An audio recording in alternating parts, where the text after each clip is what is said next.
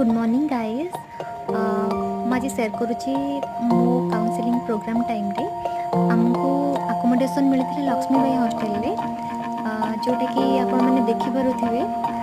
ଚାଲନ୍ତୁ ଦେଖିବା ଏଠି କ'ଣ ସବୁ ଫ୍ୟାସିଲିଟିଜ୍ ଆମକୁ ମିଳିଥିଲା, ଆଉ ଆମ ରୁମ୍, ଆଉ ଆପଣମାନଙ୍କୁ ଯଦି ଜାଣିବାକୁ ଇଚ୍ଛା ଥିବ କେବେ ଆପଣଙ୍କର ଏଠି ଜଏନିଂ ହେଉଛି ଆଉ ଆପଣ ଜାଣିବାକୁ ଚାହୁଁଛନ୍ତି କେଉଁଭଳି ହଷ୍ଟେଲ୍ ସବୁ ଆର୍ଆଇରେ ପ୍ରୋଭାଇଡ଼ କରାଯାଉଛି, ତ ଆପଣ ମୋ ଭିଡ଼ିଓରୁ ଜାଣିପାରିବେ। ତ ଚାଲନ୍ତୁ ଦେଖିବା।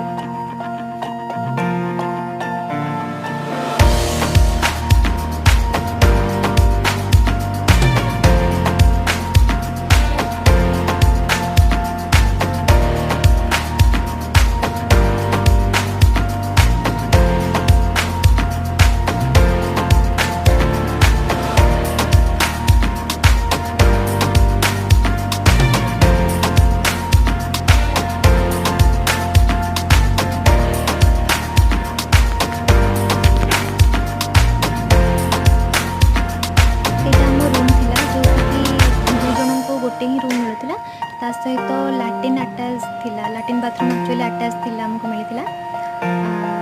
ଆଉ ତା ସହିତ କବୋର୍ଡ଼ ଦୁଇଟା ମିଳିଥିଲା, ତ ଯିଏ ମୋ ରୁମ୍ମେଟ୍ ଥିଲା ତାକୁ ଆଉ ମୋତେ ବି ଗୋଟେ ମିଳିଥିଲା।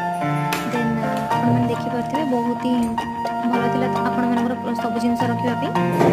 ତା ସହିତ ଆମର ବାଲକୋନି ବି ଥିଲା, ଯେଉଁଠିକି ମାଇଣ୍ଡ ଫ୍ରେଶ୍ କରିପାରିବେ କିଛି ବି। ତ ୟୁ କ୍ୟାନ୍ ସି